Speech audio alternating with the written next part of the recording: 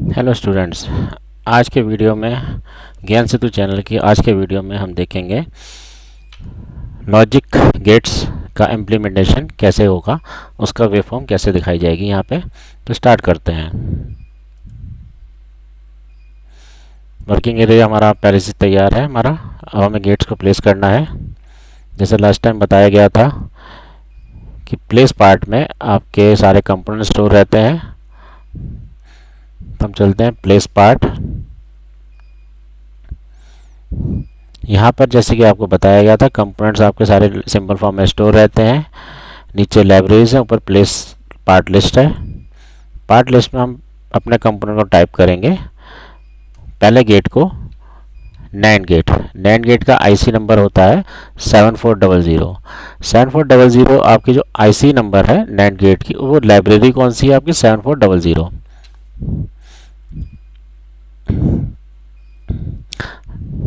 7400 NAND gate की IC library आपकी। अब यहाँ पे देखिए मैं क्लिक करता जा रहा हूँ 1 2 3 4 5। जैसा कि आपको पता है कि 7400 की एक आईसी के अंदर 4 गेट होते हैं। तो वही चीज़ आपको यहाँ दिखाने के लिए मैंने 5 गेट प्लेस किए हैं। तो इसमें अगर आप नोटिस करेंगे U1A, U1B, U1C, U1D, U2A, मतलब कि पहली आईसी के 4 gate A, B, C, D, ये 4 गेट आपके एक आईसी में है। जैसे ही मैंने 5वां गेट और यूज़ किया तो आपका सेकेंड आईसी में चला गया। पिन डायग्राम की जैसे अगर आपको याद हो, पता हो, तो आपके पिन डायग्राम देखिए आप 1 2 पे इनपुट है, 3 पे आउटपुट है, 4 5 पे इनपुट है, 6 पे आउटपुट है, 9 10 पे इनपुट है, 8 पे आउटपुट है। ऐसे ही आपका 12 13 पे इनपुट है, 11 पे आउटपुट है। यहाँ पर इसकी पावर पिन नहीं दिख रही थी, मतलब कि 7 और 40 नंबर पिन नहीं दिख रहे होंगे आपको गेट पे, तो आपको बाय डिफ़ॉल्ट वो डिसेबल रहती हैं। उसको हमें प्रॉपर्टी विंडो पे उसको इनेबल करना होता है।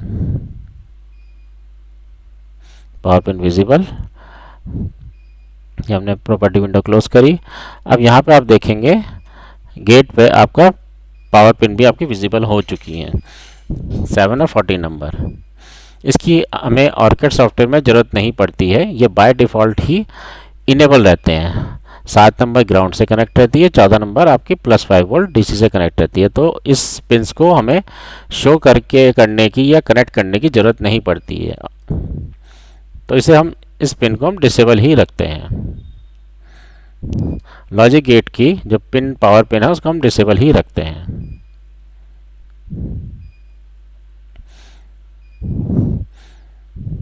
अब हमें यहाँ पे 4 गेट की रिक्वायरमेंट नहीं है, तो हम 4 गेट डिलीट कर देंगे। हमें एक ही गेट की रिक्वायरमेंट है। अब बाकी सारे गेट्स के आईसी हम प्लेस करते जाएंगे। जितने भी नंबर के आईसी हमें पता है, जितने बेसिक गेट्स हैं, सबको हम यहाँ प्लेस करेंगे। 7402 नॉर गेट की,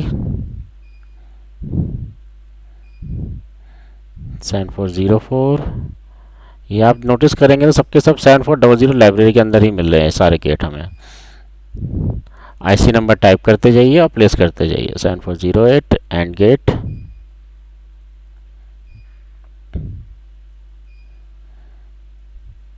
7432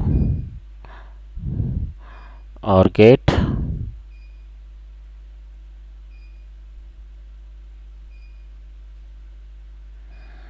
7486 आपका XOR गेट। हमारे 6 ये बेसिक गेट ही हम यूज़ करते हैं। तो बेसिक गेट हम 6 बेसिक गेट ही काउंट किए जाते हैं। हमने 6 के 6 बेसिक गेट प्लेस कर दिए हैं बोर्ड पे।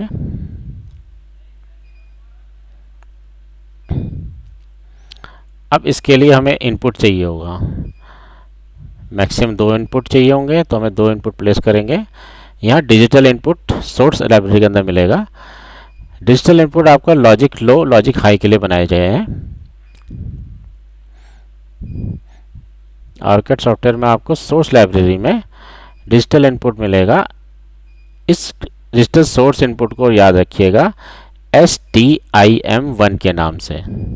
ये आपका डिजिटल इनपुट है। सिंगल बिट का डिजिटल इनपुट आपका मिलता है STIM1 के नाम से सोर्स लाइब्रेरी में।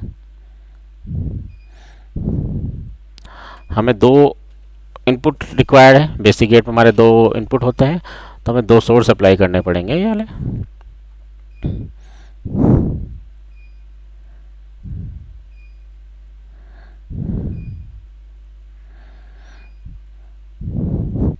ठीक है, मैंने यहाँ पे दो डिजिटल सोर्स बोर्ड पे प्लेस कर दिए हैं। अब वायरिंग करेंगे। पहले मैं आउटपुट वायर्स कनेक्ट कर देता हूँ।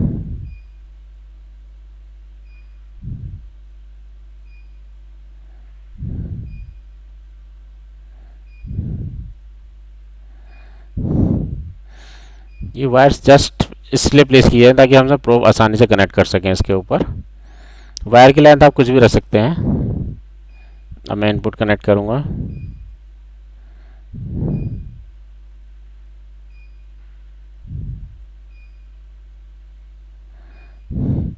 अब यही सेम इनपुट मेरे सभी गेट्स में चले जाएंगे।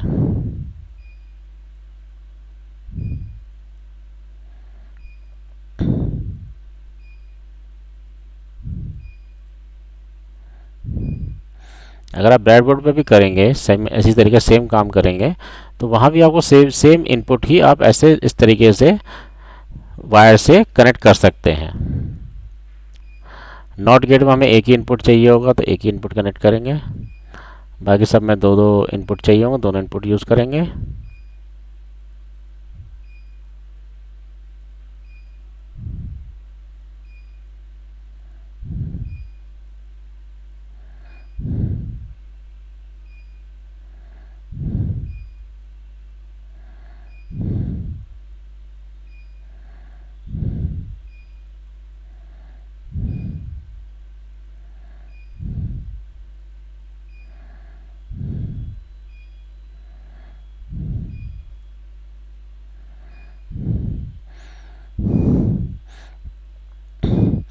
सिंपली हमने यहाँ वायरिंग कंप्लीट करी है अपनी।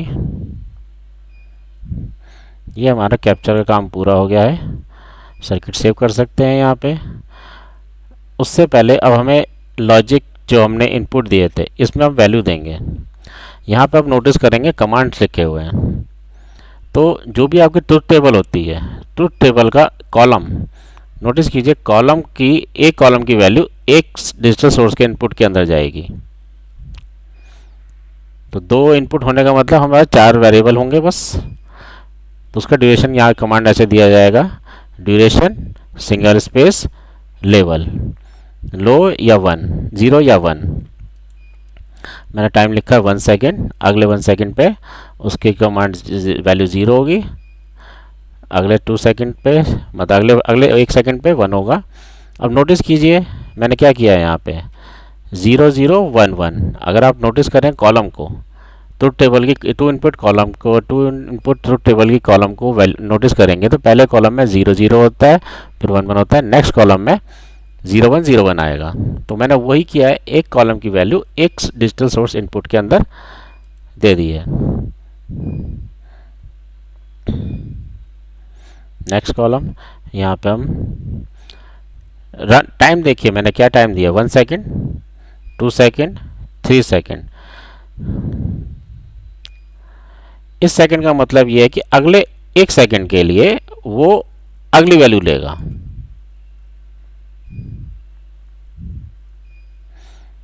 ठीक है, हमने दोनों वैल्यू दोनों डिजिटल सोर्स में वैल्यू दे दी। दोनों सर्किट में आए, सेव किया।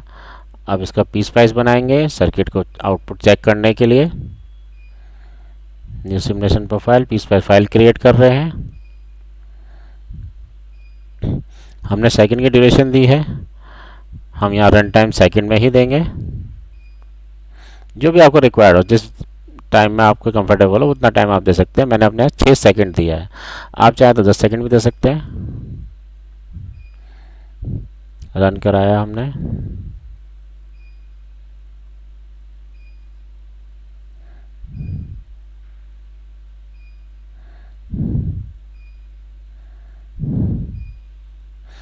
ठीक है, ये हमारा ब्लैक विंडो आ गई, मतलब प्रॉपर सर्किट बना हुआ है।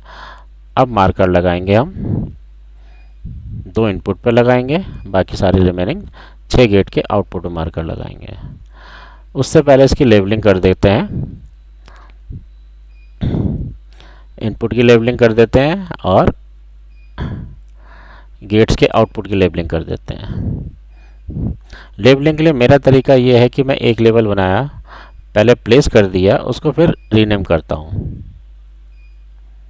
जैसे हमें आउटपुट में क्लियर हो जाए कि हमने क्या, कौन से गेट का आउटपुट देख रहे हैं। अब मैं रीनेम करूँगा सबको नेम के साथ, एक्चुअल नाम के हिसाब से।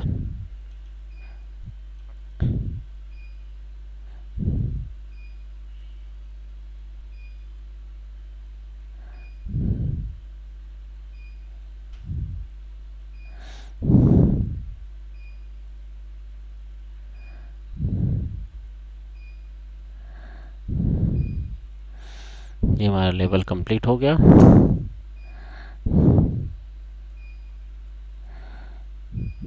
रन कराना जरूरी इसलिए होता है कि जो भी सर्किट के मॉडिफिकेशंस हैं वो आउटपुट तक पहुंच जाएं। अब हमने मार्कर लगाया, ठीक है, 2 इनपुट दिखाने लग गया, 0 0 0 0 1 1 0 1 1। अब हम आउटपुट पे मार्कर लगाते जाएंगे।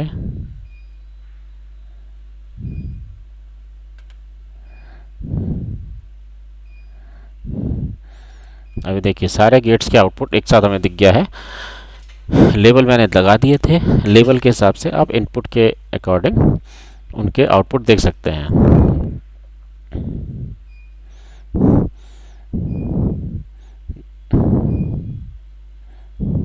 ठीक है, जैसे जैसे इनपुट दिया जा रहा है उसके अकॉर्डिंग हमें आउटपुट पे डिफरेंट वेव्स मिलती जा रही हैं। 0 0 पे 1 आया, 0 1 पे 1 आया, 1 0 पे 1 आया और 1 1 पे 0 आया। ये नैंड गेट में दिखाया है। ऐसे ही नॉर गेट में आएगा,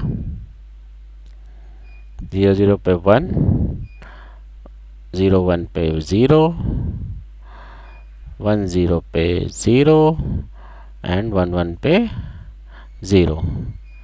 ऐसे ही नॉट में आपका 0 पे 1 आ जाएगा और 1 पे 0 आ जाएगा। एंड गेट में 0 0 पे 0, 0 1 पे 0, 1 0 पे 0 एंड 1 1 पे 1।